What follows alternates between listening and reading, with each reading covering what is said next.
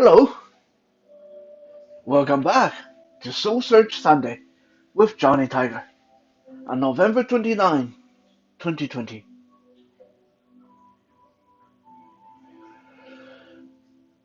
We are very soon going into December, another mere 32 days, and we can say goodbye to 2020. Well, unless you're Chinese. If you go by the Chinese calendar, then yeah, sorry, you got another maybe 60 days to go yet. But regardless, it's almost done and over with, and I'm sure that a lot of us are glad to see the butt end of 2020 in hope that 2021 will be better.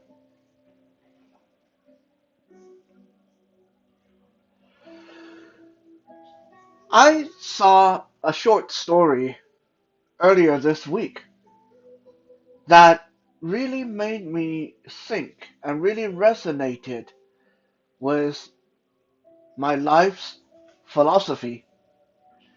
And I want to share that with you guys. I know this is not Wisdom Wednesday, but I believe that if there's such a thing as soul searching stories, this was one of those stories that definitely uh, made me sit down, sit quietly, and do some soul searching afterward. And I hope that you guys will take something away from this little story as well, or even if you're not, maybe it will be enjoyable regardless.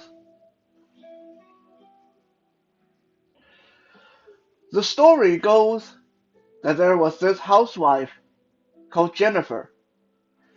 In the beginning of the story, Jennifer was in the supermarket trying to do her grocery shopping for the household, and Jennifer was in a really, really bad mood. While going through the supermarket, she looked at all the well dressed, nice looking people around her, and then she started to think how she used to be good looking and young and lively like them. But now, in her 40s, she's quickly approaching the top end of middle age, and her husband was an alcoholic. He's no longer the loving person that she used to know. And her son, who was a teenager, was not doing very good in school. He was very often getting into mischiefs. He was a hoodlum. He was turning into a teenage delinquent. Jennifer did not feel very good about her life at all at this point. And just as she was getting a bag of potato chips off the shelf while thinking how much this chips is going to make her put on weight and how she really shouldn't eat it, but she didn't give a darn anymore because she's already fat and middle aged and she's going to eat whatever she damn well wanted, her cell phone rang and it was an unknown number. When she picked up the phone, there was a voice on the other end of the phone. It said, "You have 1 hour and three choices. Make the best of them." And then the person hung up.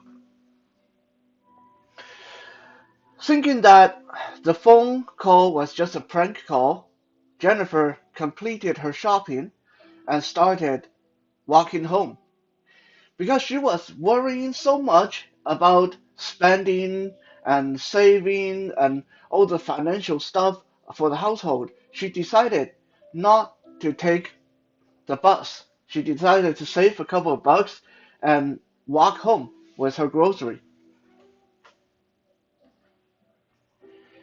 On the way home, she walked past a shop that displayed some very beautiful wedding dresses. While looking at these beautiful dresses, Jennifer felt nothing but hatred in her heart and unhappy and disgruntled. Sorry. Jennifer remembered her wedding day, remembered all the hopes and dreams she had as a young woman, how she was so happy that she was married to the man of her she loved, the man who loved her. She remembered all those details, and then she remembered how things just went downhill from there. How she is now in her 40s, she had no accomplishment of her own, and she is not even intimate with her husband anymore. She looked at these beautiful dresses in the window, and she felt nothing but contempt in her heart toward anyone who would get married, who would wear these dresses. And it was at this instant when she was standing in front of the shop window, feeling contempt toward the world, that the overhead sign of the store, due to some accident or reasons we are not privy to, the sign fell off the building and killed her. The last thought going through her head was, I hate this world. And then there was a flash of light, and Jennifer found herself back in the store, a bag of potato chips in her hand, just ready to put the chips in the basket. She was confused. She remembered being killed. She remembers how hateful she felt at the moment of her death. And then she remembered the phone call. She remembered the voice saying, you have 1 hour and 3 choices. Make the best of them. And she realized, oh God, it's talking about her. This was her final hour. This was her final hour. And she can maybe repeat it 3 times. And maybe, just maybe, she can get out of dying. And then in her head, she remembered her husband. She remembered her kid. And she said, oh my God, if this is my final hour, I need to go see my husband, tell him to take care of our son, and I need to go to the school and see my son one last time. So she rushed out of the store and called a taxi cab to take her to see her husband. Her husband was still at work at that time, and there was rush hour traffic. The entire ride to the office, Jennifer thought nothing but, I need to get there. Can you drive faster? I need to get there. My hour is almost up. My hour is almost up. She was frantic. She was nervous. She was scared. And it was at this time when a semi trailer went out of control in the next lane and slammed into her taxi, and Jennifer died again. The last thought in her head was, oh my God, I wish I could have said goodbye to my husband and my kids. And then there was a beam of light, and Jennifer ended up back in the store for the third time, holding that bag of potato chips in her hand, just in the process of putting it in her basket. And she remembered the sign from the store killing her. She remembered the truck hitting her taxi, killing her. This was when it dawned on her that no matter what she did, if she was going to die, she was going to die. This was going to be her final hour. So Jennifer left her purchase in the store. She walked out of the store without buying anything, went to the nearby park and sat down. And she started looking at everything around her, looking at this world around her. She decided if this was her final hour, then she needed to look at everything as much as she could. She suddenly realized how green the grass was, how pretty the sky was, how The people walking by, they were all different. They were all very attractive in their own way. Even the old and the young, the fat and the thin, everyone was so different and they were so unique and they were so attractive in their uniqueness.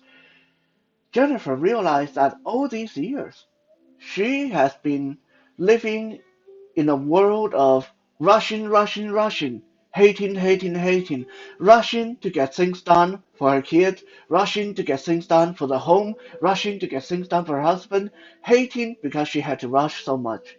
She never stopped to appreciate what was around her. She never stopped to appreciate how good it was to be able to breathe, to be able to think, to be able to hear people talk.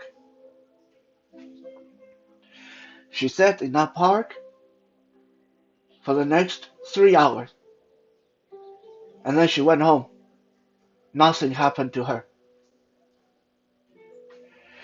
That was when the story ended, and that really was a nice story.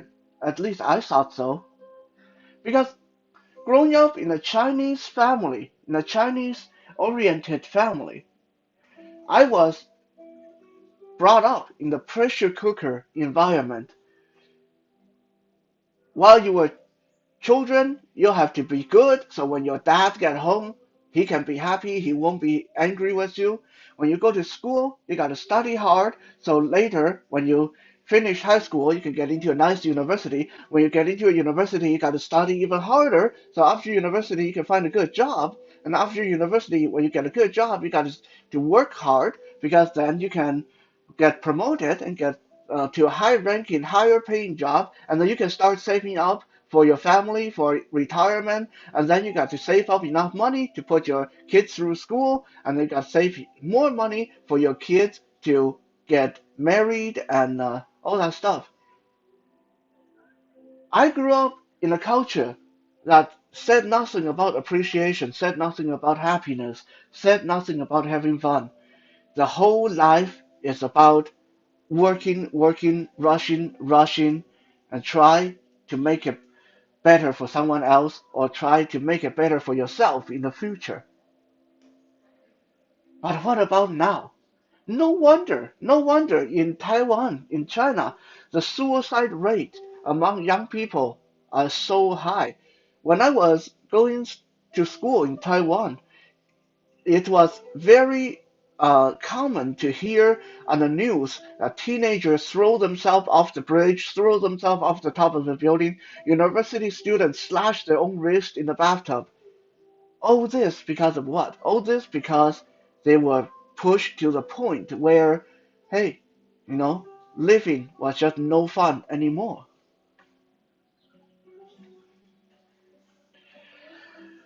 I remember one time when my friend Kevin came to me and he started ranting about how much he hated his life, he hated his job, he didn't like his wife, he didn't like the way he was living, and all that stuff. And I said to Kevin, Kevin, if you are so unhappy, why don't you get a different job? Why don't you tell your wife that you're really unhappy and you can go your separate ways? Why don't you make some changes to make yourself happy? And Kevin, feeling angry and bitter, snapped back at me and he said, you know what, Johnny? Not everyone in this world can be so lucky that they spend every day of their life doing what they like to do, like you. I didn't get offended. I was a little bit taken aback, but I said to him, I said, Kevin, but why not? And I'm going to leave you with that question. If this is a question that you asked yourself before or you never asked yourself before, if you're unhappy with something, then why not make some change that's going to make you happy this minute, this second? Make every day of your life like it's your last day. Make every hour of your life like it's your final hour on this earth because you don't know, I don't know, it may very well be. Appreciate while you still can. Thank you for checking out today's Soul Search Sunday. We'll be back again tomorrow for Music Monday. For now, have a good night.